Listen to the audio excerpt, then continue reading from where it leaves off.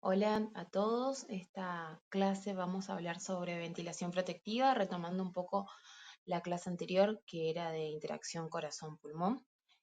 Los contenidos o lo que queremos que repasar en esta clase son un poco de fisiología pulmonar, que ya estuvimos hablando, los cambios pulmonares durante la anestesia, mecanismos de estrés y strain, la evidencia que hay sobre la ventilación protectiva, las complicaciones que queremos evitar para en la ventilación mecánica, que por eso vamos a aprender sobre ventilación protectiva, y cómo setear la máquina para poder llegar a nuestro objetivo, ¿sí?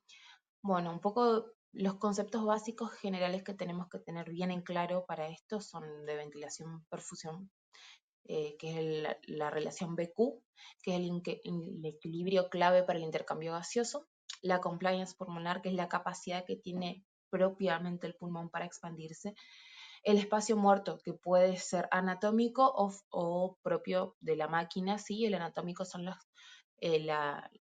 que eso es vía aérea de conducción, ¿sí? La tráquea, los bronquios, que no producen intercambio gaseoso.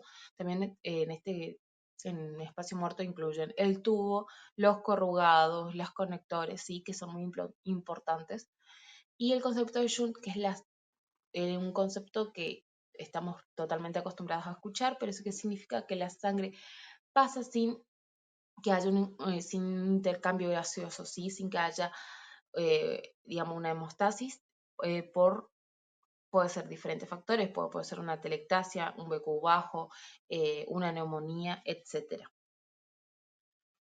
Ahora, en ventilación mecánica, ¿sí? Tenemos que tener en cuenta que hay zonas, cuando intubamos al paciente, hay zonas que están en declive, ¿sí? Que tienen una pérdida de la capacidad residual funcional con un patrón restrictivo, que cuando intubamos a un paciente y lo conectamos a un ventilador tiene alteraciones en la relación BQ porque hay un aumento del shunt y del espacio muerto que normalmente en un paciente sano no se encuentra.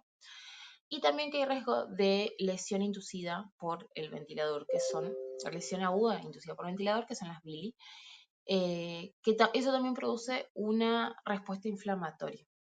Así hay que tener todo eso en cuenta, no es solamente intubar y conectar a un paciente a un ventilador, por más pulmón sano que sea. Acá dos conceptos que tenemos que tener en cuenta, ¿sí? El concepto de estrés pulmonar, que es la tensión del parénquima, ¿sí? Que hay en las zonas por algún colapso, ¿sí? Y el estrés pulmonar es la deformación, ¿sí? Con el volumen corriente, cuando el pulmón no está colapsado. Hay muchísimos artículos sobre ventilación protectiva en pulmones sanos, por ejemplo, Serpaneto, hay un metaanálisis muy grande del 2013. Lo importante de todo esto es que antes se intubaba a un paciente y se lo ventilaba solamente para que sature bien. Y ahora lo que, además de garantizar el intercambio gaseoso, lo que tenemos que hacer es prevenir las lesiones. ¿Sí? ¿Por qué? Porque se ha visto que hay muchísimas complicaciones en el postoperatorio, ¿sí?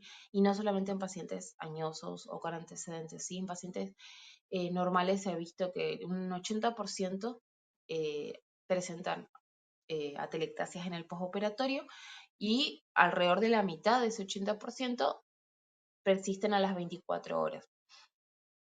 ¿Qué onda? Aparte de eso, también hay, digamos, complicaciones pulmonares postoperatorias que tienen una mortalidad cercana al 20%.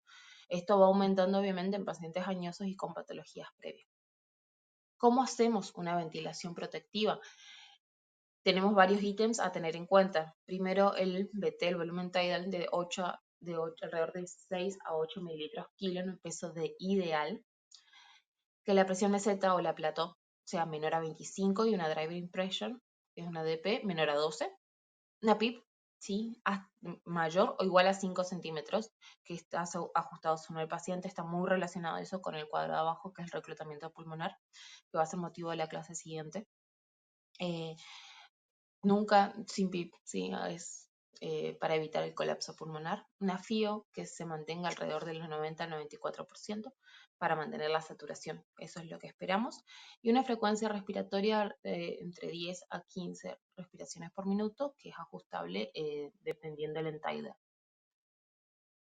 Para terminar, como conclusiones, ¿qué es lo que queremos y por qué remarcamos la importancia de la ventilación protectiva, porque necesitamos entender que necesitamos aplicarla en pacientes sanos, bajo anestesia, para poder aplicarla después en pacientes que realmente la necesitan, pacientes en ventilación unipulmonar, pacientes con shunt, atelectasias, antecedentes de neumonía, de resecciones, ¿sí?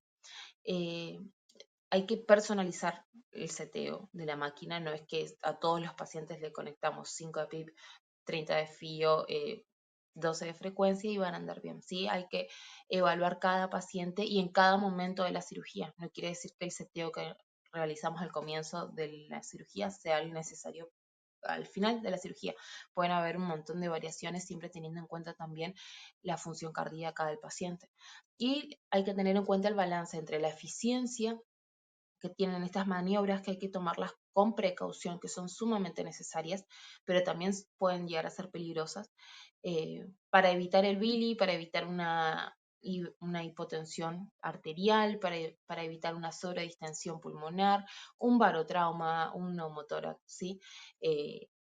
Son mecanismos y son herramientas sumamente útiles y espero que puedan seguir utilizándolas en quirófano. Así que nada, cualquier consulta nos leemos en el foro.